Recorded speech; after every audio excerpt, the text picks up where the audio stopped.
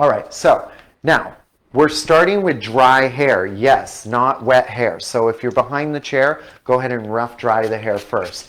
Now you may have a styling spray you like as well. This would be something that you're using before a blowout that has a little bit of hold, that gives you some shaping, that gives you some volume, that gives you some control, that helps to smooth out curls. So for me, that is Living Proof Blowout.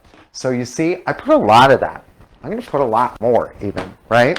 So I'm able to quite keep that on there because it dries very, very quickly once you've already got the water out of the hair.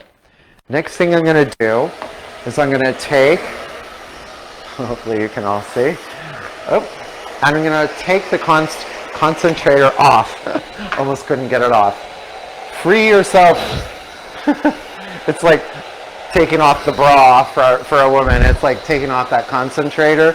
Be free. And the reason for this is I really want volume to be created with this. What the concentrator does so beautifully is it really does help you to smooth the hair, to pull out the curl, to get all that in there. But what we're looking for here is to really maximize our volume, create more of a shape, to create a shape that's versatile. I don't have to decide exactly where this hair is going to go, but this becomes my foundational setting point, if you will, for the style. Again, in all directions, and then so you have the most function of this, you're just going to finish it with that final direction being in a backward roll or twist, and with the hair being pushed forward. So we're underneath that hair, pushing forward, and then closing off those ends. These ends are the very last thing I do. You may have noticed that this section is huge, right? Much bigger than you would normally blow dry. That's for a reason. That's because we want to maintain a lot of heat. The larger the section, the more heat it's going to maintain.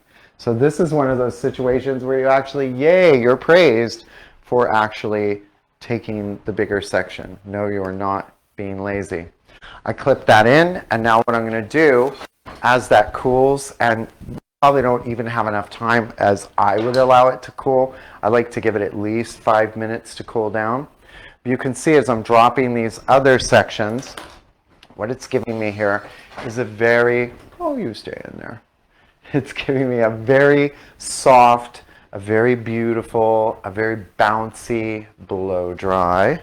And let me know, what's your favorite product for doing blowouts? Do you have favorites out there? What's your favorite on-set styling product? Okay, so we've got these sections all out, and you can see it's a very clean finish. It's putting a lot of character into the hair. There's a nice bend to the hair. But what I love about this is it moves in all directions, and it doesn't look overly forced. Once I start running my fingers through to the left, to the right, you can see it's just like ultimate, beautiful volume. And when you're doing editorial work, that's what you want.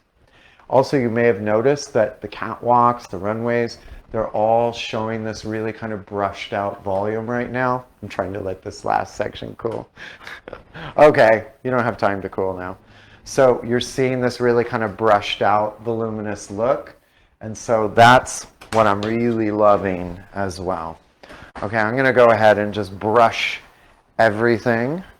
Did I also mention that I was able to do the whole head because she showed up like a model in about 10 to 15 minutes. So I just want to keep brushing this because I wanted to share with you how easy this is, how it will go to the side, how it maintains that softness. I wish I let that cool just a little bit longer, but moves all around. Even though she's a plastic doll, it's very easy to get this hair to do just about anything I want when you blow dry it this way.